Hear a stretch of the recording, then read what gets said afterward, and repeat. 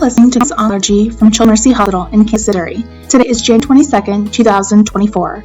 Our topic today is Abbas Chapter 6, Antigen Presentation to T lymphocytes and the Function of Major Histocompatibility Complex Molecules, presented by Dr. Nikita Raje. She is an Associate Professor of Internal Medicine Pediatrics and the Chief in the Section of Allergy Immunology at Children's Mercy.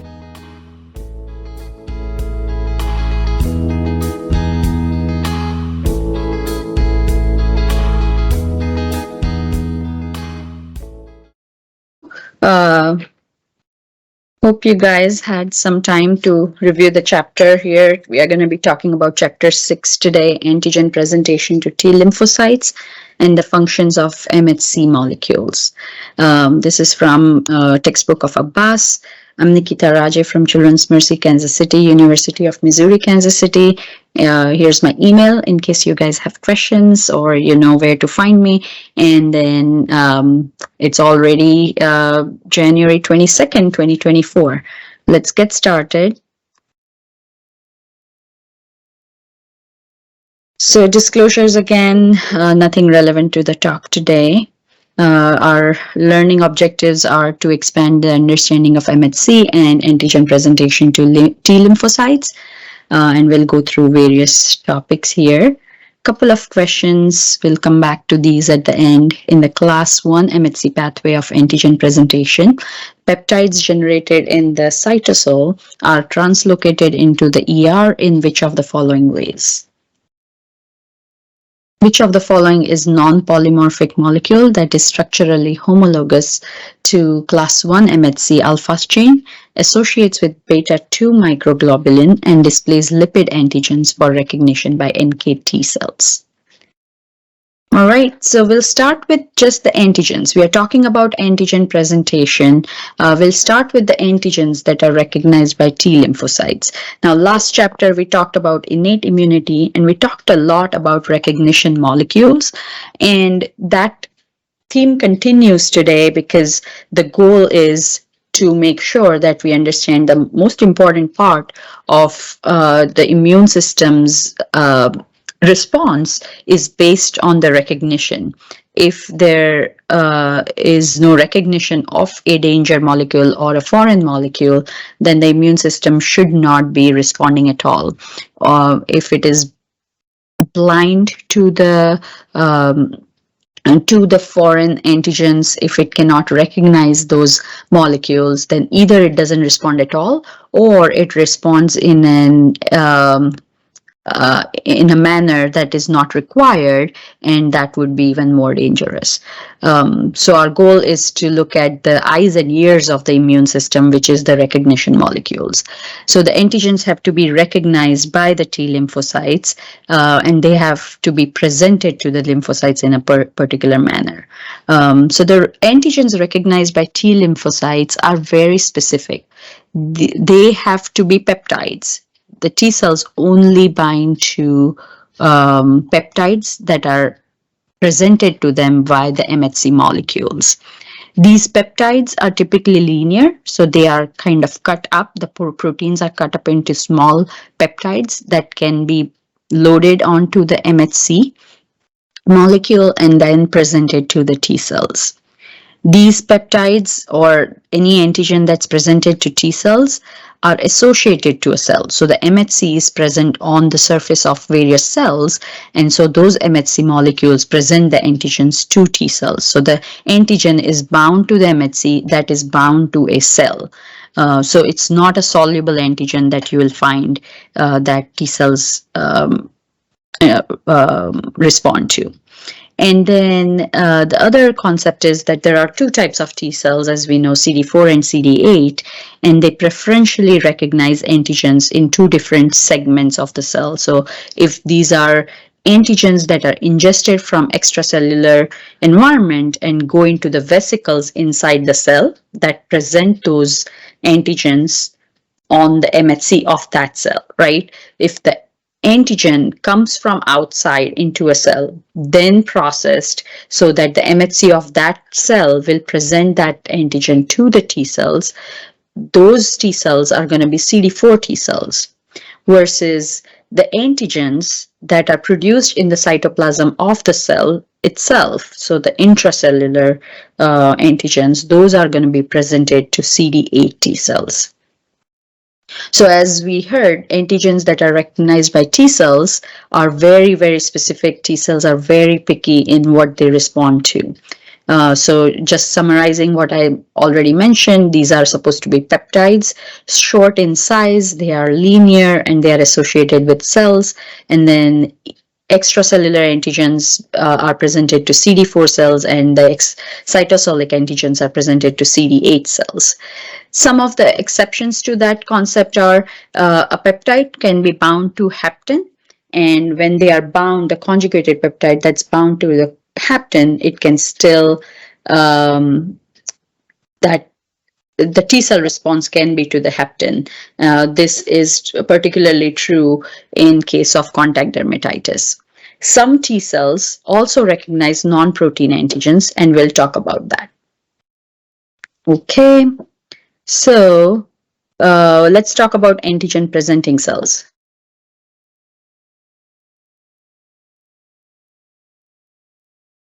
Okay.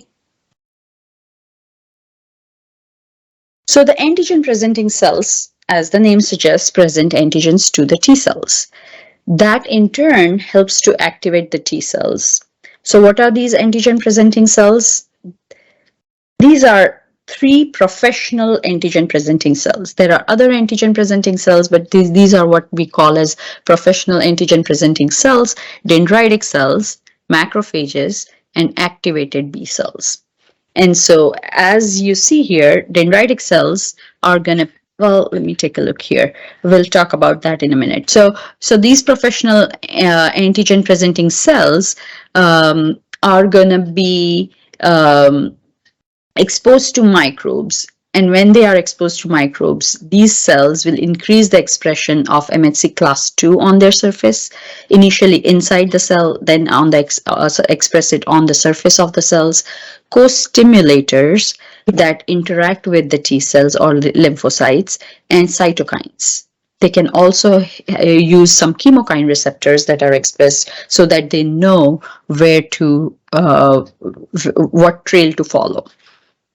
And these antigen presenting cells are gonna present the antigens to either naive T cells or effector or activated T cells. So going back to this slide here, these dendritic cells usually present antigens to naive T cells.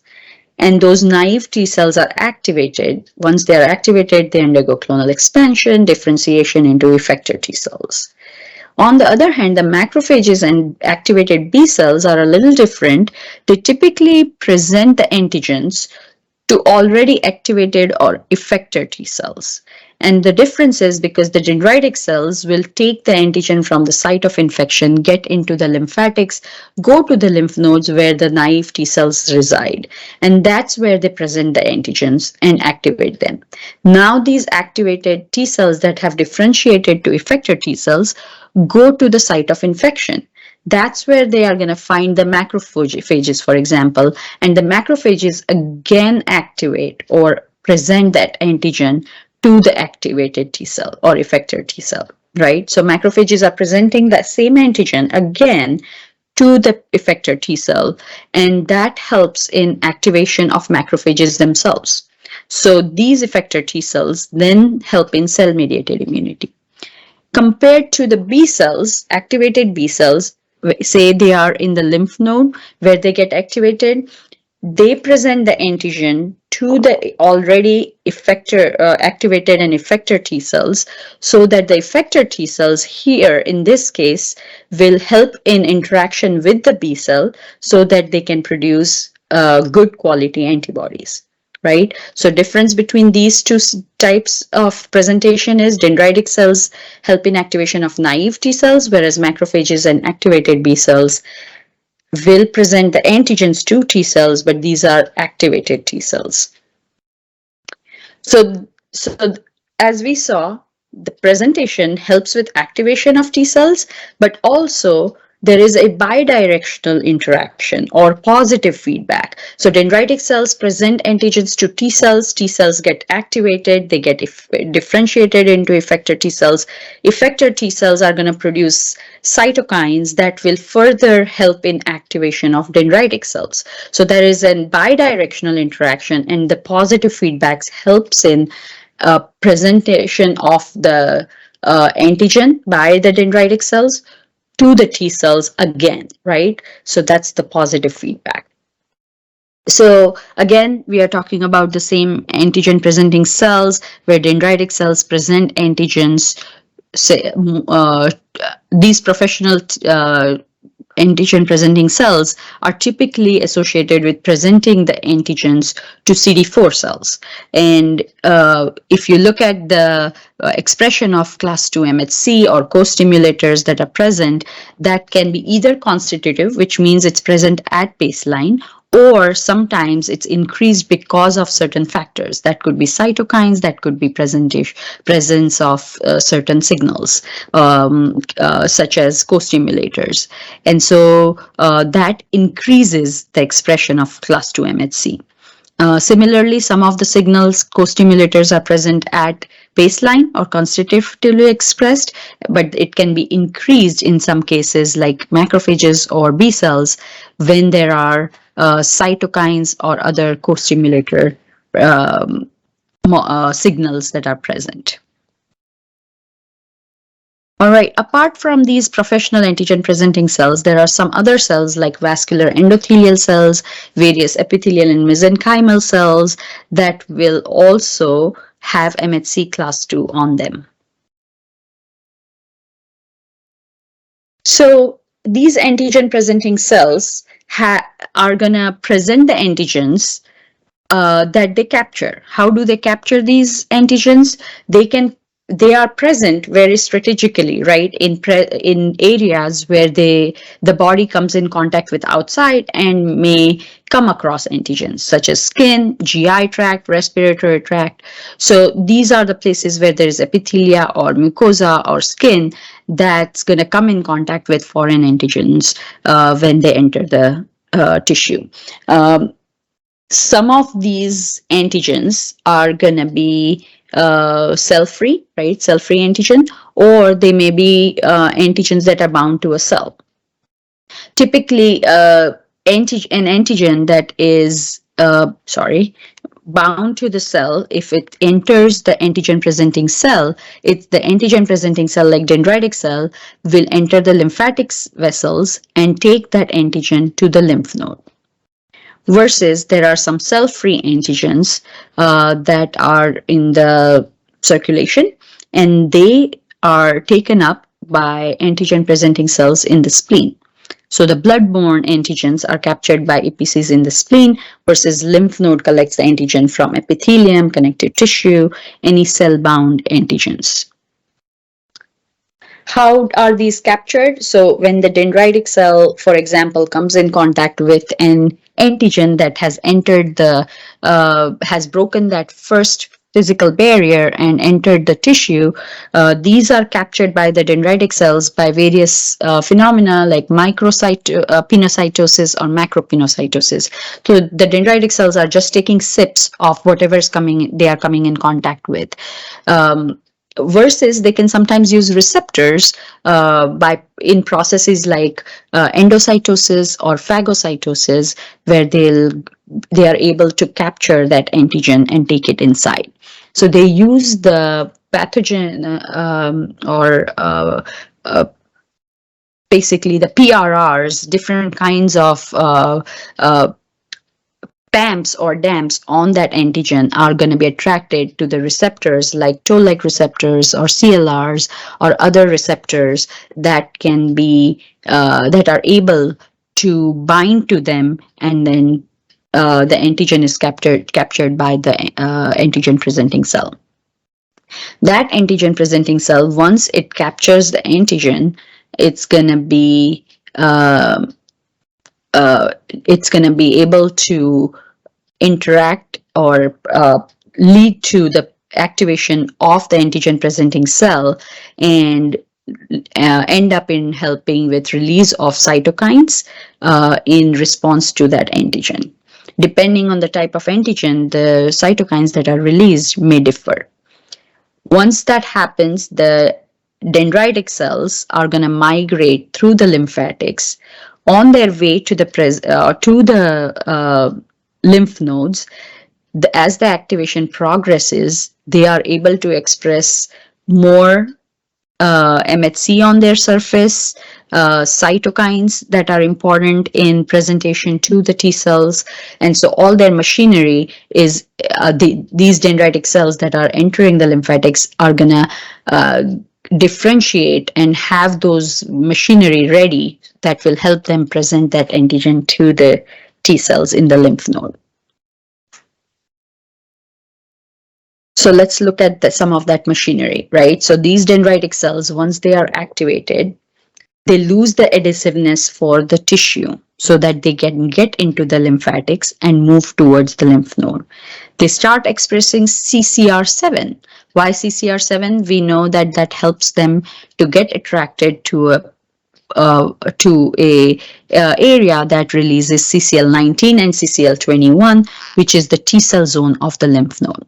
Now, remember that from our discussions before, we had talked about how CCL19 and CCL21 are released by the FRCs in the T cell zone of lymph node, and they attract any cell, such as T cell, because that's the reason for it to be called T cell zone, T cells that express CCR7. CCR7 is not exclusive to just the T cells. Anything that expresses CCR7 is any cell, that cell is gonna go to the T cell zone of lymph nodes. So the dendritic cells, when they express CCR7, they are attracted towards the T cell zone of the lymph nodes. They also express MHC class 2, as well as co-stimulators that they can use to activate the T cells. They also express cytokines that are important in that interaction. So now when they reach the lymph node, they are ready to present the antigen as well as activate the naive T cells.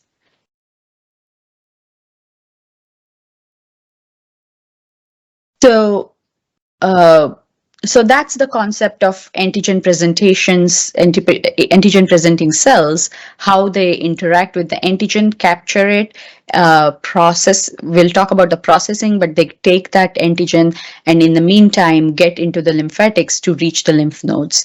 In that process, they build up the machinery needed for their presentation and their function.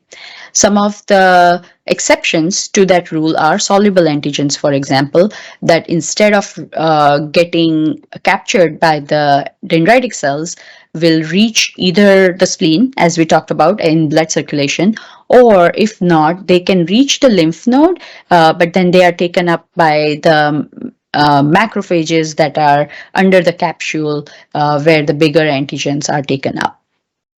The APCs in the lymph nodes and spleen will undergo the process that we talked about. But then there are some dendritic cells that will ingest infected cells and antigens that are produced in the cytoplasm. So sometimes what happens is these dendritic cells will take up the antigens from outside, but instead of presenting them to CD4, they can actually release those antigens into the cytoplasm and end up in presenting those antigens on class 1 MHC to CD8 T cells. We also talked about vascular endothelial cells and mesenchymal cells, epithelial cells that have class 2 MHC. There are nucleated cells. So all nucleated cells have MHC class 1 on their surface, and they can present antigens to CD8 T cells. There are thymic medullary epithelial cells that can also present antigens and help with the maturation of maturing T cells. All right. Now we move on to talk about the MHC, Major Histocompatibility Complex. So So what is major histocompatibility complex? In terms of presentation of the antigens to the T cells, the concept is that these T cells are pretty,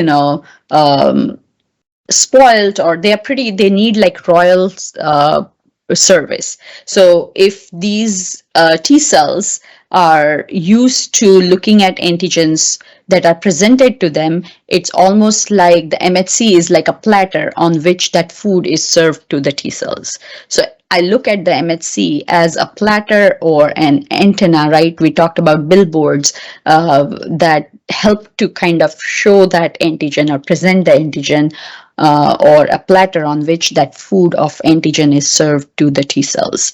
So let's look at how these were discovered. So major histocompatibility complex were found in mice, and they were thought to be related to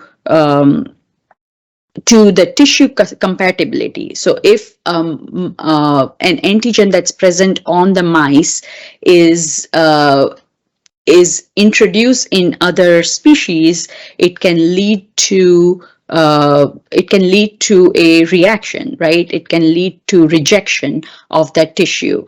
And so over time, the major histocompatibility complex genes were thought to be specific to a species, and that was a concept that was there for a long time. Now, on the other hand, there were antigens that were found in humans called HLA antigens that were important for tissue compatibility.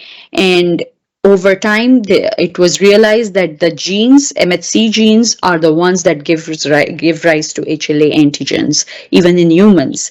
In another experiment, there were immune response genes that were thought to be related to tissue compatibility. And again, these are all genes or antigens that were discovered or studied over time in different ways, at the end to realize that they were talking about the same concept. So MHC genes give rise to HLA antigens or MHC complexes, and they are the genes that are MHC genes are the same as immune response genes.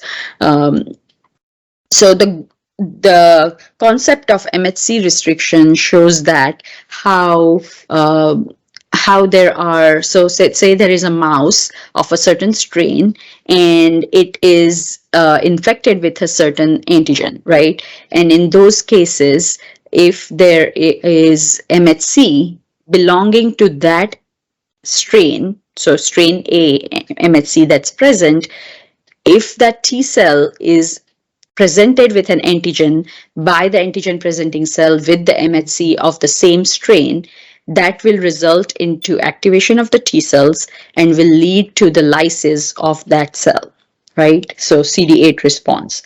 Compared to if there is an antigen that's presented on MHC of a different strain to the T cell, that will not be able to lead to able to create that response, immune response from the CD8 T cells, because it's not a self MHC.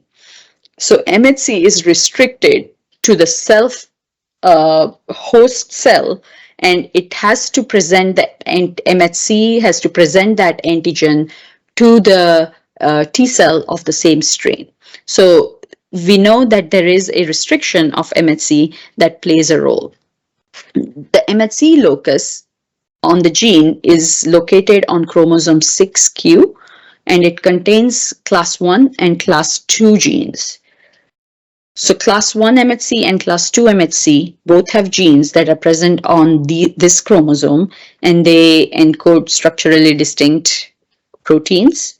There are also some genes that are non-polymorphic, which means they have a role in antigen presentation, but they are the same. They are the same in all humans. The set of MHC alleles present on each chromosome is called the MHC haplotype. What does this mean? It means that there are sometimes, say, MHC class 1, there is A, B, C, all these MHC class 1s, and then there are class 2, DP, DQ, DR, right? All these MHC class 2 molecules. And for each individual, there could be a number of combinations that could occur. But when they are they are passed on en bloc.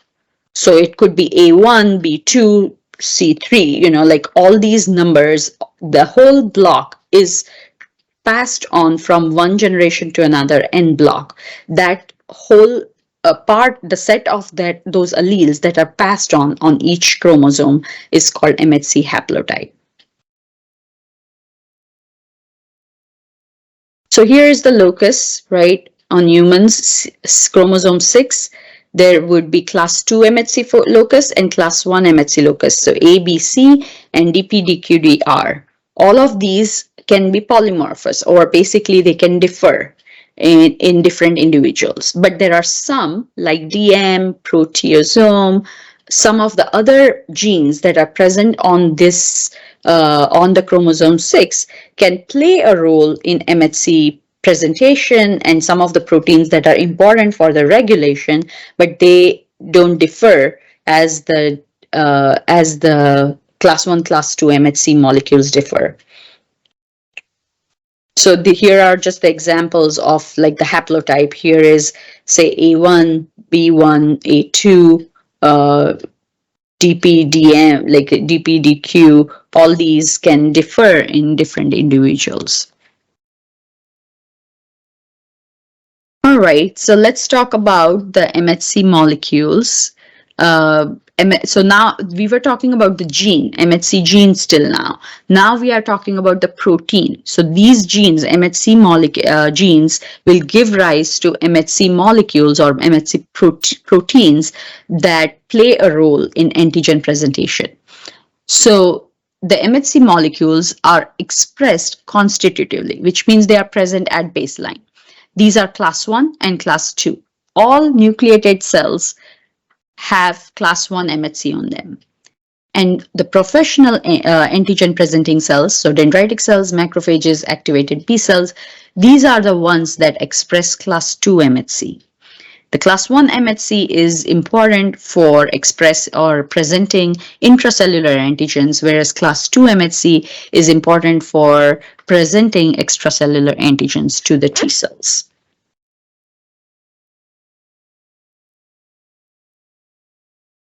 So the MHC molecules, apart from being constitutively expressed by these cells, the expression of these molecules is also stimulated by TLR signals or cytokines, like interferon. Type 1 interferons may increase MHC class 1, versus interferon gamma may increase the expression of MHC class 2.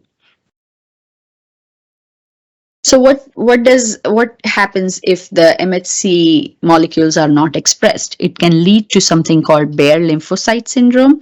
Type 1 or class 1 and class 2 can be absent. Class 1 is absent in defect in TAP2, TAP1, TAP-BP. We'll talk about these molecules. And class 2 can be defective in gene variants with C2TA, right? Class 2 TA. So C2TA or can lead to bare lymphocyte syndrome with class 2 MHC defects, class 1 MHC defects from TAP2, TAP1, and TAP-BP.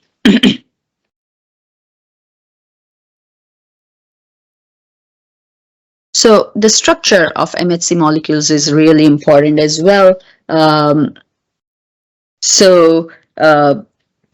I'll show you the structure in a minute, but in general, these class 1 MHC molecules have two chains, alpha chain and a beta to microglobulin chain.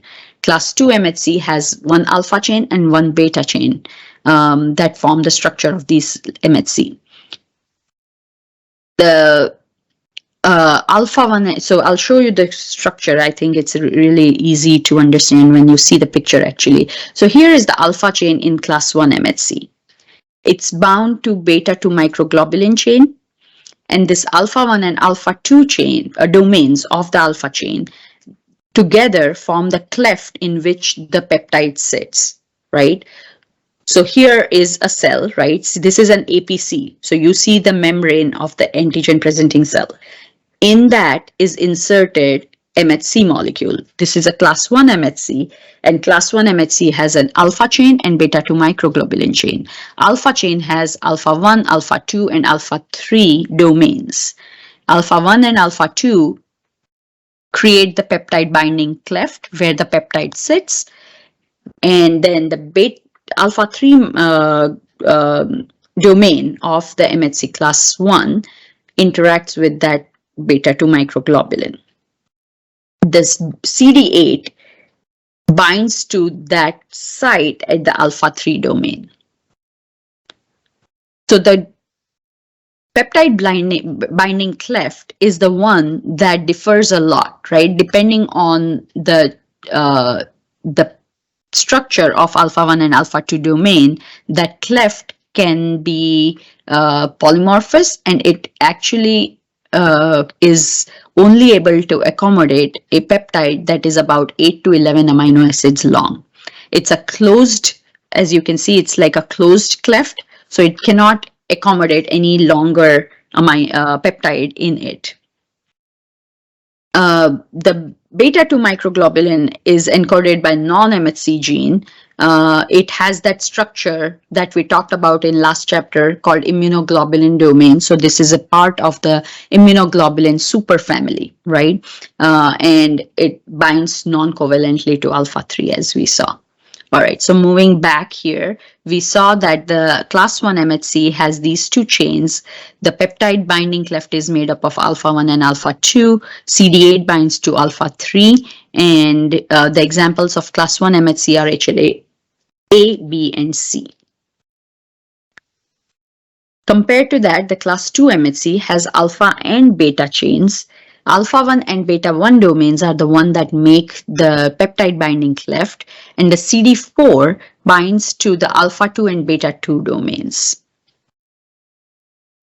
So here is that alpha chain and beta chain of class 2 MHC. Again, an APC with its membrane. This class 2 MHC is bound to that APC, and it has two chains, alpha chain and beta chain. Each of these chains have two domains, alpha 1, alpha 2, beta 1, beta 2. Alpha 1 and beta 1 make that peptide binding cleft where the peptide rests, and the CD4 binds to the alpha 2 and beta 2 domains. Because this cleft is an open cleft, it can accommodate larger peptides, about 10 to 30 or even more amino acid long peptides. Now, this is more variable versus the structure of alpha 2 and beta 2 is pretty conservative. It has that immunoglobulin domain in it, and as I mentioned, it binds to CD4. So that immunoglobulin domain is important to remember that it's part of the MHC structure. Here we are looking at the top view of the MHC molecule, where there is alpha 1 and alpha 2 domains that form that floor of the peptide binding cleft, versus the alpha 1 and beta 1 domains of class 2 form the peptide binding cleft of MHC class 2. So the MHC peptide binding cleft has a particular structure so that it can bind to several peptides that are very specific in the size of the peptide, but also the amino acids in the peptide are specific that can go into that groove. So that's important to remember. There is a slow off rate, which means the peptide is bound to MHC for a longer time when it is interacting with the T cells, and that gives enough time for the antigen to be presented to the T cells. Now, the MHC peptide binding groove does not differentiate between what it can attach to. As long as it's the correct size of the peptide and correct amino acids that are present in the peptide, it can bind to a self-antigen or a foreign antigen, and it will not discriminate in how it presents to the T cells. So more about that. So the peptides that can bind to the groove have basic residues, and there are so the pocket itself is hydrophobic, and the complementary amino acids can interact with that pocket using various kinds of interactions. It could be electrostatic interactions, hydrogen bonds, salt bridges, van der Waals interactions, all of these kinds of different interactions that it can have. Class II MHC is specifically has some hydrogen bonds as well. So anyways, the peptide that binds to that pocket has to have specific amino acids that it can interact with. So let's see how the MHC, how the antigen presenting cell processes these antigens so that it can be these antigens can be presented on MHC. If you think of the different antigens, where they come from, if you think of an antigen, so say there is a gene that's transfected into a cell. That gene, once it's transfected, will give rise to it will create a protein antigen. If that protein antigen is created inside the cytoplasm of the cell, because this protein was created inside the cell, it will be taken up by the cell, processed, and presented on class 1 MHC.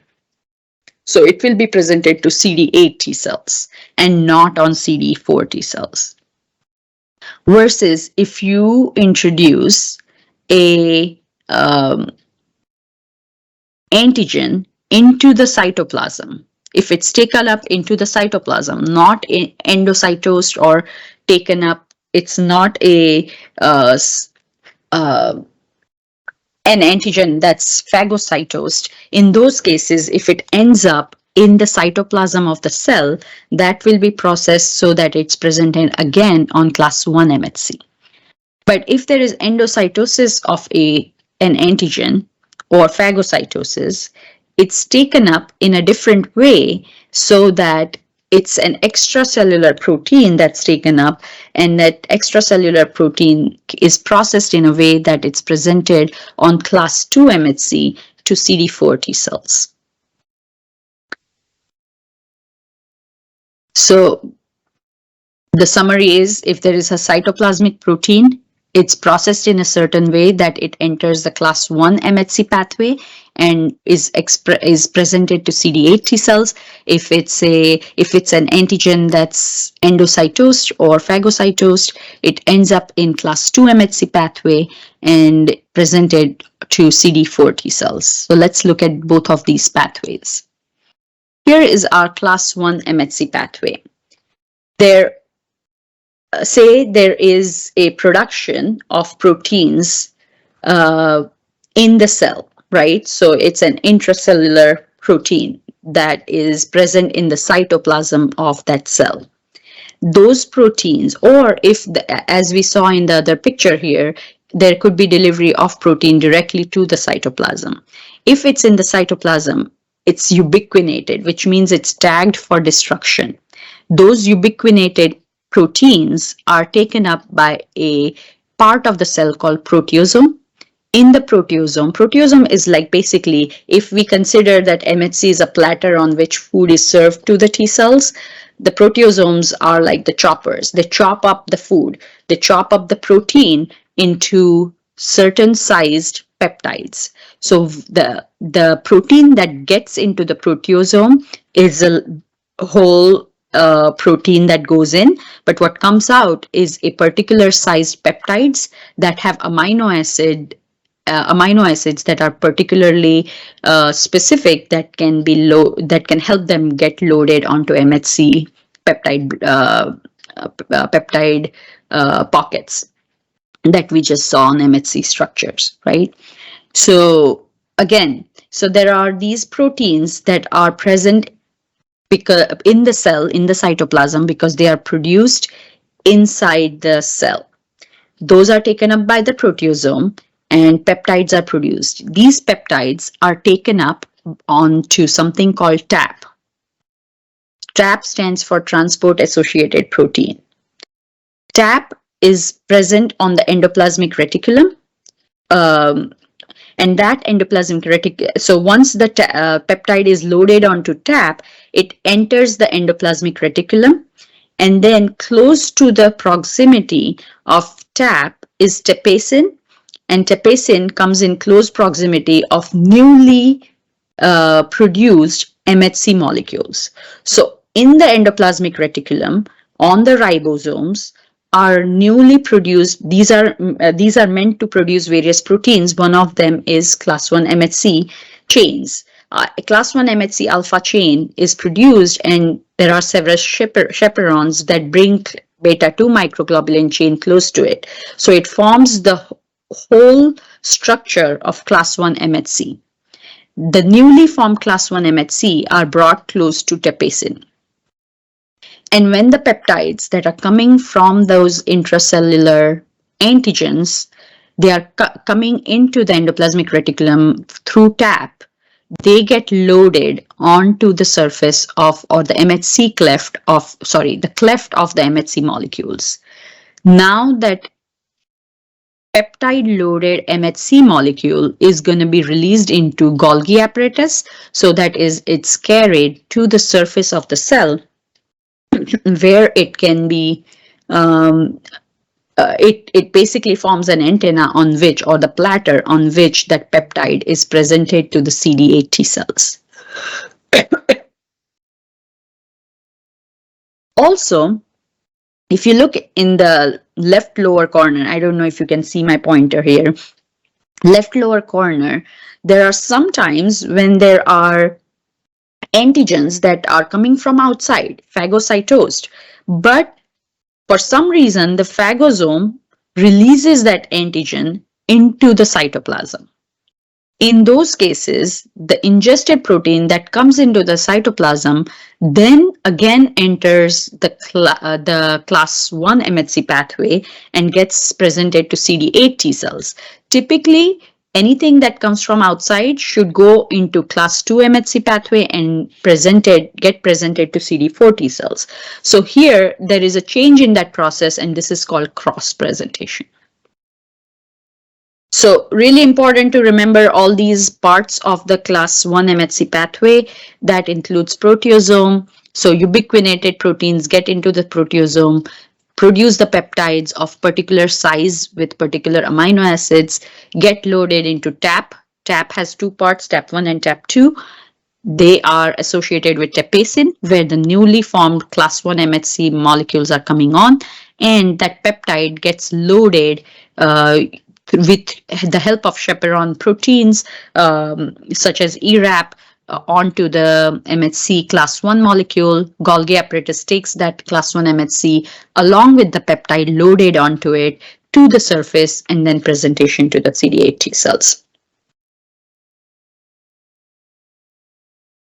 All right, this is showing the same process here. Oh, sorry, this is the class 2 MHC pathway. Okay, so this is different where, say, the protein antigens are produced outside the cell, or they are extracellular proteins that are being phagocytosed or endocytosed.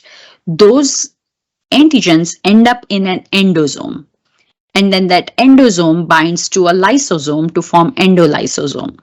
So the antigen in that endolysosome is cut up into smaller parts or peptides, and they stay in that endolysosome. In that endolysosome, it's really important that these peptides are bound to HLA-DM. It's bound to an invariant chain, or a protein that helps to make sure that it's protected till it is ready to be loaded onto class 2 MHC.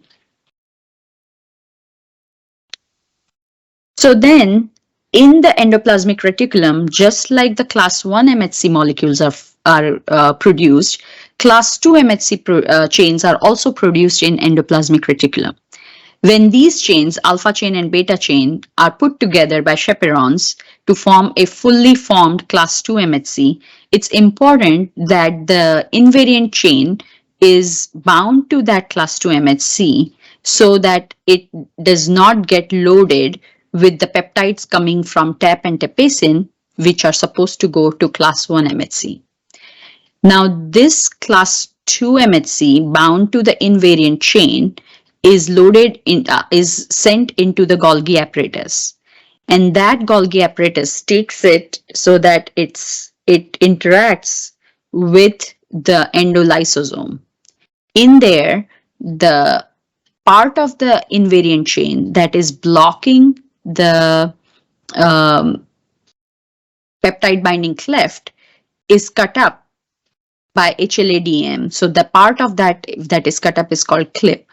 Once that comes off, the peptide binding cleft is open, and that cleft will be loaded by the peptides in the endolysosome.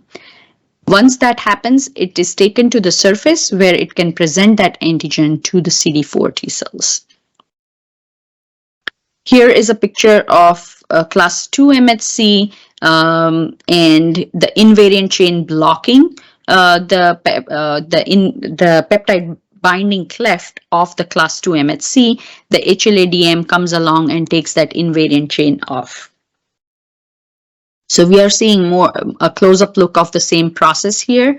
There is the formation of class 2 MHC, alpha chain, beta chain, bringing together to form the class 2 MHC that is bound to the invariant chain, going to the endolysosome where its invariant chain is degraded to what's called clip. The HLA-DM displaces that clip so that the peptides from the endolysosome can get onto the peptide binding cleft of the MHC class 2 and taken to the surface.